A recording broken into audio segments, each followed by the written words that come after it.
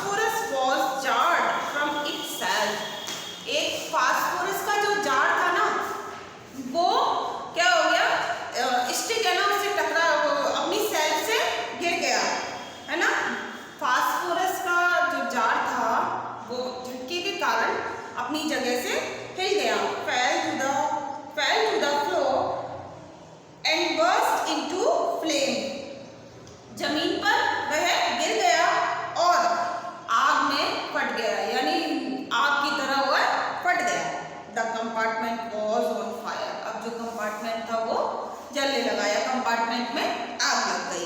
The boy tried hard to quench the blaze. लड़के ने बहुत कोशिश की आग को बुझाने के लिए। क्वेंच मीन्स हो जाता है, क्वेंच मीन्स होता है बुझाना और ब्लेज मीन्स होता है आग। आग को बुझाने के लिए उसने बहुत कोशिश की। The train conductor quickly rushed with water and saved the compartment।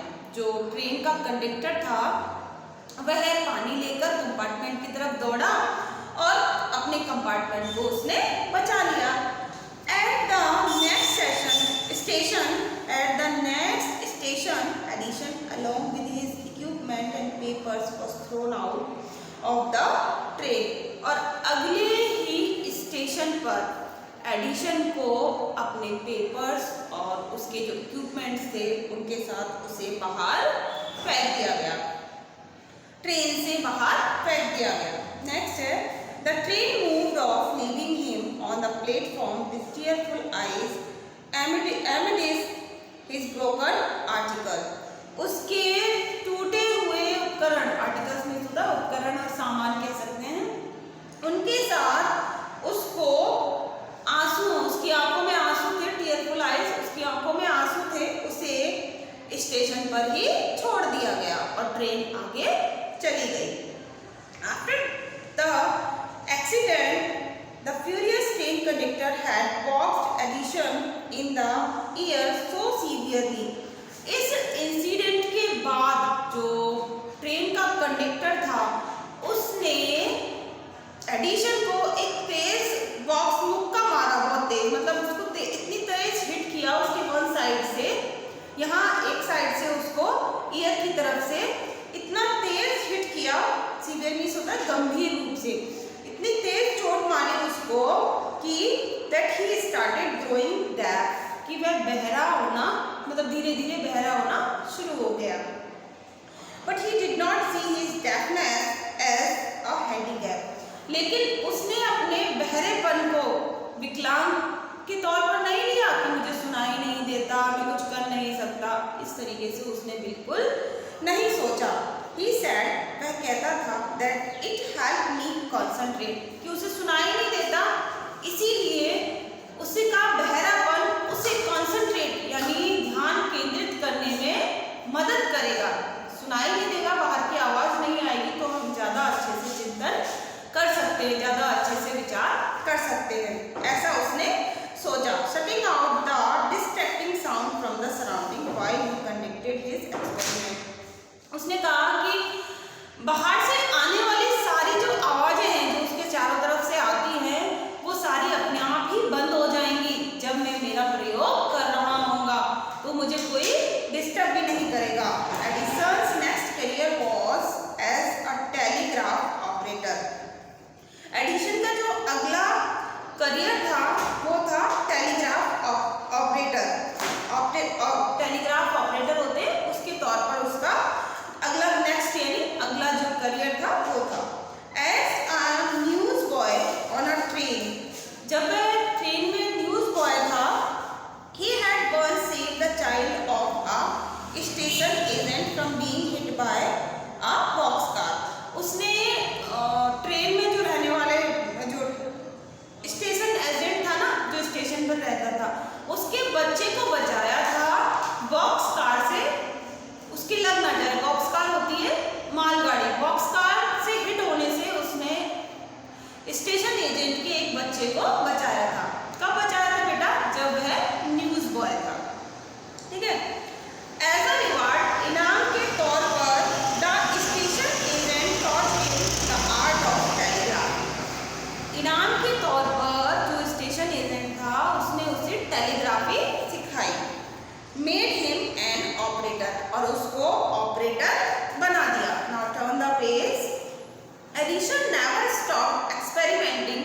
फिर भी एडिसन ने एक्सपेरिमेंट यानी प्रयोग करना बंद नहीं किया। एंड बिल्डिंग न्यू मशीन्स, और न्यू मशीन्स को बनाना और एक्सपेरिमेंट करना उसने बंद नहीं किया। मैनी ईयर्स लेटर, कई सालों बाद, he set up a factory of inventions. उसने आविष्कारों की एक फैक्ट्री बनाई, सेटअप की। He employed hundreds of man. उसने बहुत सारे काम दिया। ऑल बिजी ऑन इन्वेंशन, जो कि सब आविष्कारों में ही बिजी थे। He work as hard as his employ, और वह अपने एम्प्लॉय की तरह ही, जो उसके वर्कर्स से काम करते थे उन्हीं की तरह वह भी हार्ड वर्क वहाँ करता था। Often 18 out of 24 hours of the day, लगभग 18 घंटे 24 घंटे में से, यानी 24 घंटे में से 18 घंटे वह काम किया करता था। Once a great fire destroyed many of his factory buildings. एक बार एक बड़ी आग ने उसकी फैक्ट्री का बहुत सा पार्ट, बिल्डिंग, फैक्ट्री की बिल्डिंग का बहुत सा हिस्सा जला दिया। क्या हुआ? His answer to the wild leaping flames was, उसका जवाब क्या था?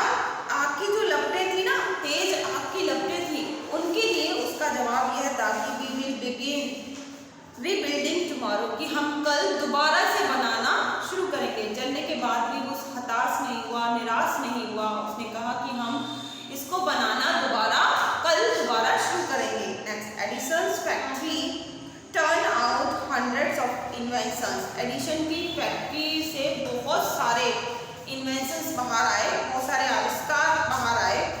The most valuable of his inventions are, उसके सबसे ज़्यादा कीमती जो इन्वेंशन थे, आविष्कार थे, वो थे the electric light. Electric light होती है ना, इलेक्ट्रिसिटी से जो जलती, इलेक्ट्रिसिटी से जलती है, वो होती है electric light. The phonograph, phonograph होता है ग्रामोफोन।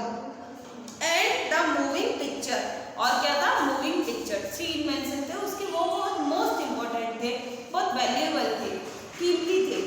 और क्या क्या थे वो? Electric light, phonograph and moving picture. See, the electric light became a part of people everyday life.